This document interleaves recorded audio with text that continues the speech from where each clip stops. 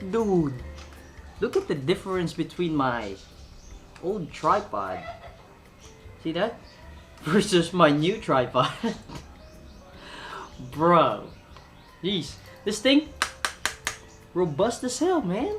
It's got fluid head too. That way, I can post up in a corner somewhere and start shooting B-roll without problems, because holding this thing up is a pain in the ass. Big shout out to mom and dad for buying me this. Man, look at that. I bet I could whack Spencer with this and knock him out. I'm gonna go break into his house real quick. So yo, what's up guys? Knock the PH here, and by God man, I'm sorry for not uploading for quite some time. I've had to balance college life, YouTube, and my newly found photography business, if you could call it that. But it's pretty fun, but it's also kind of hectic, so I may have neglected my YouTube channel for a little bit, maybe like a month or so. But of course, I'm gonna try to start recording as much as possible again, and try to make videos ahead of time before I actually upload them and just put them on schedule, because that's just the best thing to do. So today we're probably gonna be talking about something that a lot of us amateur photographers slash videographers or cinematographers normally spend a great deal of time thinking about. And as you can already probably guess by the title of this video, we're gonna be talking about gear. So specifically, we're gonna be talking about, does gear matter? Yeah, I know it's kind of a cringy topic, to be honest. A lot of people have already talked about this, and I'm just kind of hopping on the bandwagon. Basically, I just want to share what I think about gear in general and how much it matters for us, especially in an amateur kind of perspective, for us newbies. Just saying, man. Now, before anything else, I would like to thank our sponsor. I'm just joking. I'm just totally practicing wishful thinking, guys. In all seriousness, though, this is from an amateur's perspective, so take it with with a couple grains of salt, if I might say so. And this also comes from the point of view of someone who is so constrained by budget. I literally barely have any investment in gear. Actually, I'm just working with what I got and what has been lent out to me. This stuff over here I'm shooting with are stuff that I don't even own. So there's that. So I know the limitations. I've ran into some. I know what I'm talking about, pretty much. Trust me. Just trust me. Just trust the dude who's only been doing this for like a few months. So, does gear matter? Well, the answer may not be as straightforward as you guys may think it is. But first, let's dig into that super famous phrase, gear doesn't matter. So what does this phrase actually mean? So this is actually kind of a phrase that's been used by a lot of people, not just in the realm of photography and videography, but also in like music and even in gun ownerships. But this phrase essentially tells us that you don't need the best of the best gear. You don't need the most expensive, the top of the line with all the bells and whistles gear to be good at what you're trying to do. It basically encourages people to not be ashamed of what they have and don't be scared.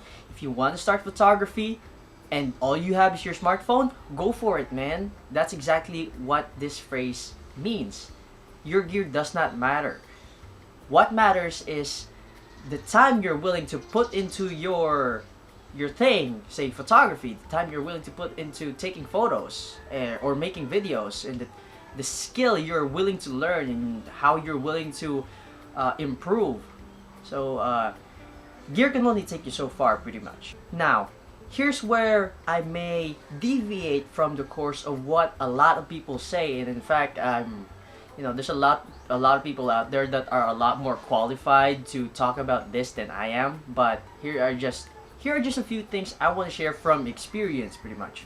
Gear doesn't matter is actually a little bit misleading. Just a teeny tiny bit. It's not that much. It's not that misleading, but it can be misleading, especially for us amateurs. Trust me, I've been there. I've seen a dude who thinks his power shot can do pretty much everything. Okay, it can't. I'm not hating on power shots. I've shot one of the power shots and they can actually be pretty good. But you get where I'm going, right? Because whether we like it or not, our gear at some point in our journey, say photography and videography, that little camera that you have is going to start to matter along the line. So here, I'm going to use myself as an example.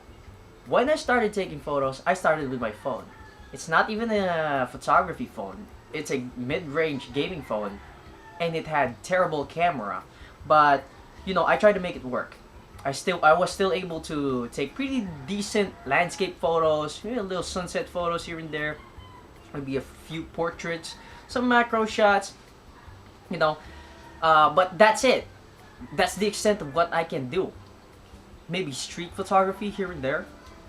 But as my skill started to grow and as I dove deeper into the rabbit hole that is photography and videography, I started to realize my phone can't do crap. It can't do anything that I want it to do, and it's pretty much I can't achieve what I'm trying to achieve with just this puppy over here. I'm not hating on you, phone. I love you so much. I've only dropped you like 12 times now in the past 6 hours. Sometimes your gear can actually be limiting you from what you can achieve. Now, this doesn't mean that if your gear is crap, then you're gonna be taking crap photos and videos. That's not the case, because someone with an EOS R, but is absolutely terrible at photo composition and has no understanding of exposure, color manipulation and stuff. His photos are still gonna look absolutely terrible, even though he has an EOS R. A dude with pretty good skills but an old camera can beat a dude with absolutely mediocre skills but with the latest and greatest of the cameras out there. You guys get the point? See where I'm going here?